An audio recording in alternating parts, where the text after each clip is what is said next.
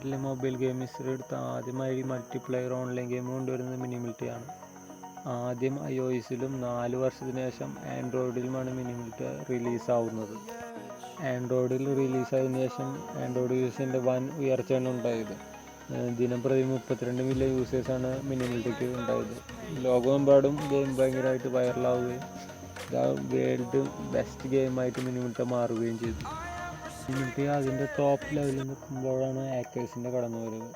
പല ഫയലുകളും മോഡ് ആപ്പുകളും ഉപയോഗിച്ച് മിനിമിലിറ്റി ഹാക്ക് ചെയ്യാൻ തുടങ്ങി. ഹാക്കേഴ്സിൻ്റെ എണ്ണം വർദ്ധിച്ചു വന്നതിലൂടെ റിയൽ പ്ലേയേഴ്സിൻ്റെ എണ്ണം കുറയാൻ തുടങ്ങി. അങ്ങനെ മിനിമിലിറ്റിയുടെ യൂസേഴ്സിൻ്റെ എണ്ണം വളരെ നല്ല രീതിയിൽ കുറയുകയും കുറച്ച് കാലങ്ങൾക്ക് ശേഷം ഏകദേശം 2022 മിനിമിലിറ്റി വേറെ കമ്പനിക്ക് രജിസ്റ്റർ ആവുകയും ചെയ്യുന്നു. മിനിക്ലിപ്പ് എന്ന കമ്പനിയാണ് മിനിമിലിറ്റി റൈറ്റ്സ് വാങ്ങുന്നത്. അതിനുശേഷം മിനിമിലിറ്റിയിൽ കുറേ അപ്ഡേറ്റുകൾ വന്നതിന് ശേഷം പഴയ മിനിമിലിറ്റിയുടെ അത്ര ഓളം ഉണ്ടാക്കാൻ സാധിച്ചിട്ടുണ്ടായിരുന്നില്ല. മിനിക്ലിപ്പ് ഗെയിം ഏറ്റെടുത്തതിന് ശേഷം അതൊരു പെയ്ഡ് ഗെയിമായി മാറി.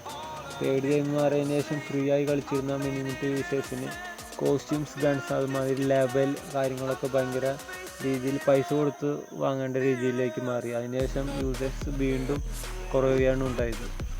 പഴയ കമ്പനിയുടെ കയ്യിൽ മിനിമിലിറ്റിയുടെ പകുതി റൈറ്റ്സ് ഉള്ളതുകൊണ്ട് അവർ പഴയ ഗെയിം പ്ലേ സ്റ്റോറിൽ ഇൻട്രൊഡ്യൂസ് ചെയ്യുകയും ചെയ്തു. പക്ഷേ അതൊരു വലിയ സക്സസ്സിന് കാരണമായില്ല. ഇനിയിപ്പോൾ പുതിയ ഡൂഡൽ ആർമിയുടെ പുതിയൊരു ഗെയിം അവർ ഉണ്ടാക്കുന്നുണ്ടെങ്കിലും അതൊരു സക്സസ് ആവുമെന്ന് കണ്ടറിയാം.